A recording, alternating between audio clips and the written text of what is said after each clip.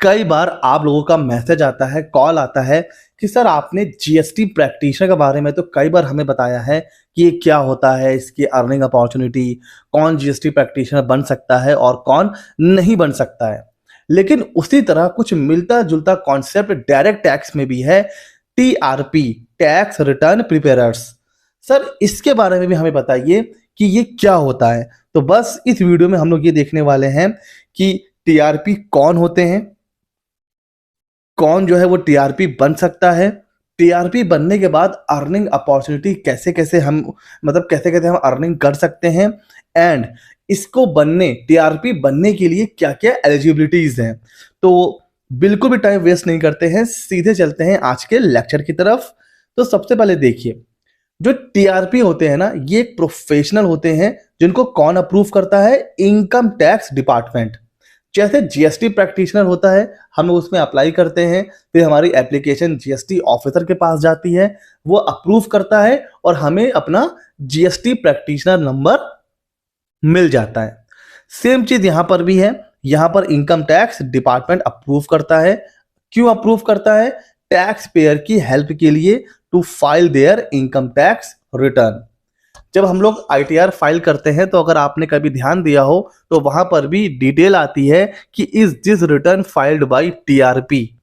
तो टीआरपी इसलिए अप्रूव किए जाते हैं ताकि वो टैक्स पेयर की हेल्प कर सके to file income tax return. ठीक है सर। लेकिन देखिए, जैसे जीएसटी प्रैक्टिशनर होता है कि हम लोग कभी भी अप्लाई कर सकते हैं, सारे डॉक्यूमेंट्स अगर ओके हुए तो फिर हम लोग जीएसटी प्रैक्टिशनर बन जाते हैं। लेकिन टीआरपी के केस में ऐसा नहीं है। टीआरपी स्कीम को आप ऐसे समझ सकते हैं जैसे कोई जॉब की वैकेंसी होती है, वैसे ही टीआरपी का भी अनाउंसमेंट होता है, टीआरपी स्कीम।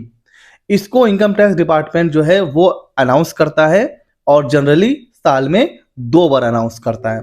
तो जब टीआरपी स्कीम अनाउंस होगी तो ही आप अप्लाई कर सकते हैं। ऐसा नहीं होता है जीएसटी प्रैक्टिशनर की तरह कि आप कभी भी अप्लाई कर सकते हो। ठीक है सर। अच्छा, तो ये जो स्कीम होती है ना, ये स्कीम ऐसी होती है कि प्रोफेशनल को एम्प्लॉय करने के लिए होती है, किसके द्वारा? इनकम टैक्स डिपार्टमेंट के द्वारा। तो ये एक तरीके से जॉब की वैकेंसी ही आप इसको समझ सकते हैं। तो जब इसका अनाउंसमेंट होगा तब आप इस स्कीम में पार्टिसिपेट कर सकते हैं। इसका जो ऑब्जेक्टिव होता है टीआरपी का, वो सिंपल होता है। सबसे पहला, टू प्रोवाइड एम्प्लॉयमेंट और partially employed graduates in India. तो भाई एक तरीके से आप कह सकते हो एक एम्प्लॉयमेंट की अपॉर्चुनिटी क्रिएट करने के लिए टीआरपी जो स्कीम है वो लाई गई थी। To bring down the compliance cost for small tax payer. Small tax payer को कई बार जो है वो प्रोफेशनल के पास जाना पड़ता है जो उनसे काफ़ी हैवी फीस चार्ज कर लेते हैं। देखिए, मार्केट में 2 तरह की प्रॉब्लम्स हैं। एक तो वो प्रोफेशनल है जो बहुत कम फीस में आईटीआर फाइल करते हैं, 100 रुपए, 200 रुपए, 300 रुपए। और एक दूसरी तरफ ऐसे प्रोफेशनल हैं जो सिंपल आईटीआर का भी 2000, 3000, 5000 तक चार्ज कर लेते हैं। दोनों गलत है।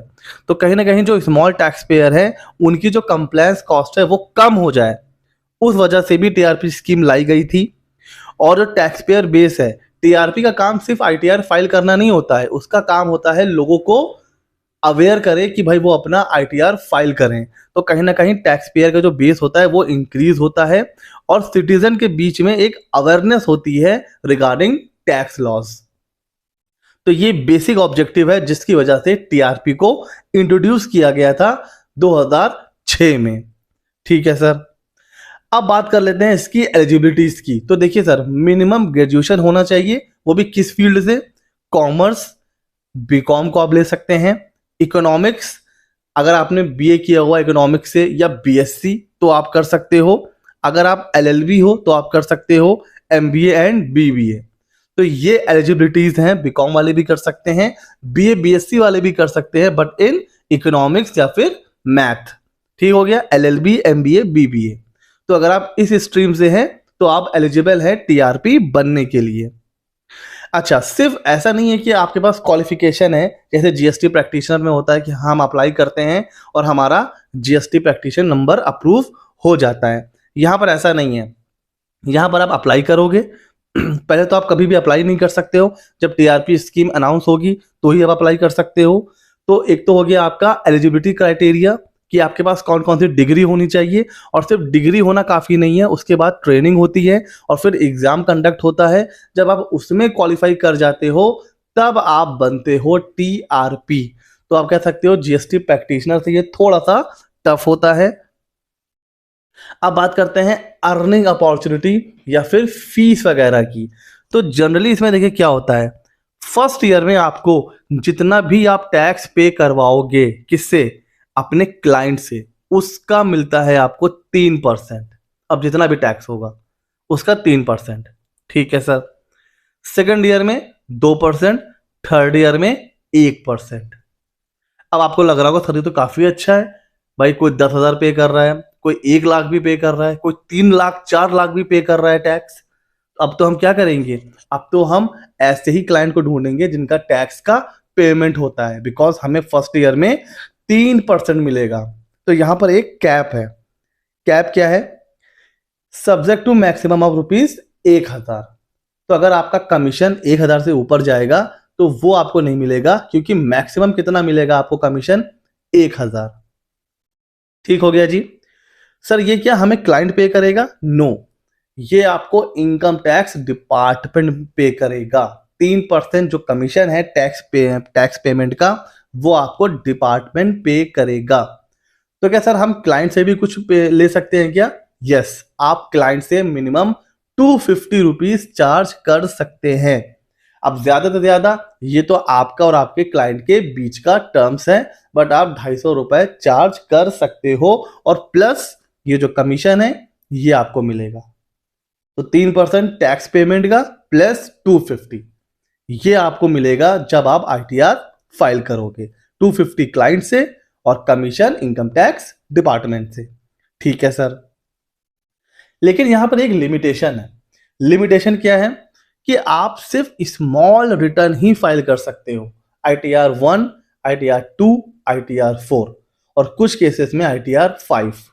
लेकिन ITR 3 या फिर ऑडिट केस या कंपनी ITR 6, ITR 7, ये आप एज अ टीआरपी फाइल नहीं कर पाओगे। दूसरा, अगर आपने ओरिजिनल रिटर्न फाइल नहीं किया है तो आप रिवाइज रिटर्न भी फाइल नहीं कर पाओगे।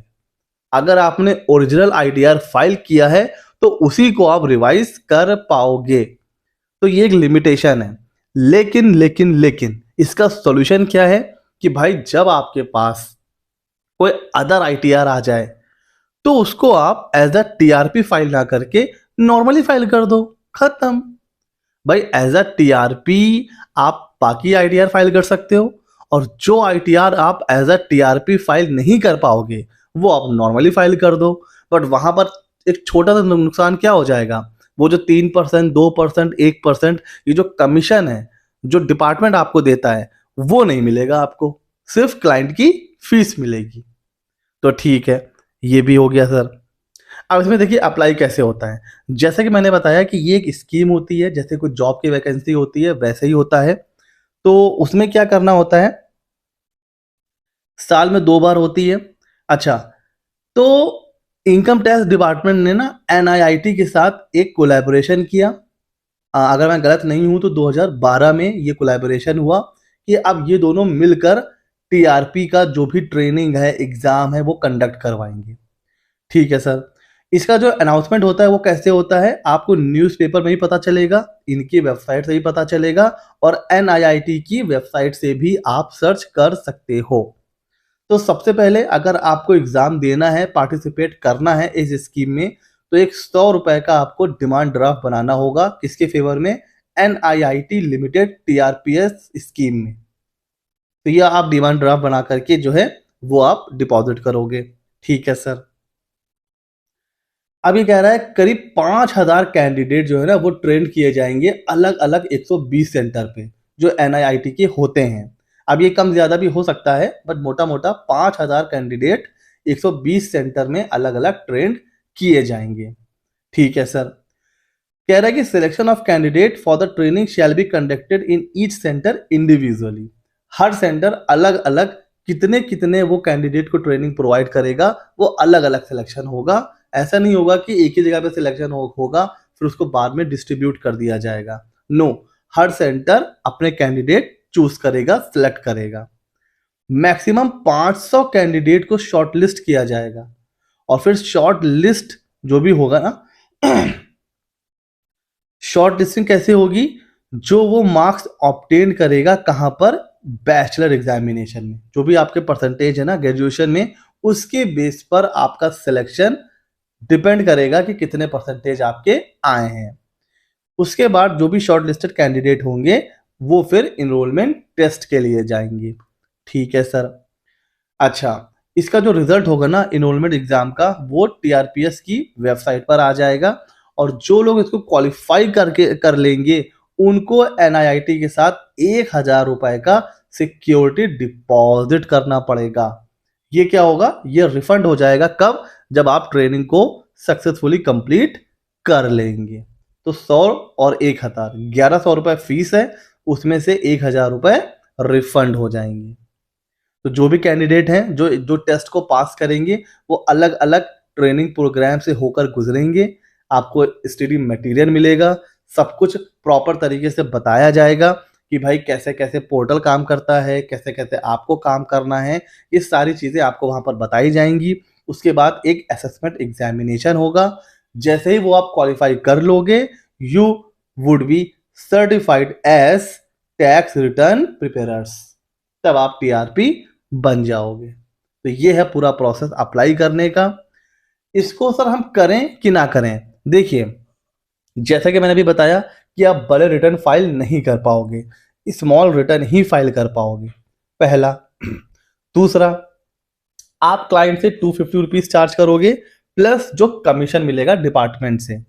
लेकिन इसका जो बेनिफिट होगा, देखिए मॉनेटरी टर्म्स में तो बहुत बड़ा बेनिफिट नहीं है, कोई ऐसा नहीं कि बहुत ज्यादा आपको फीस मिलेगी, लेकिन इसका बेनिफिट और क्या होगा कि आपका जो डिटेल है वो टीआरपी की वेबसाइट पर जाएगी।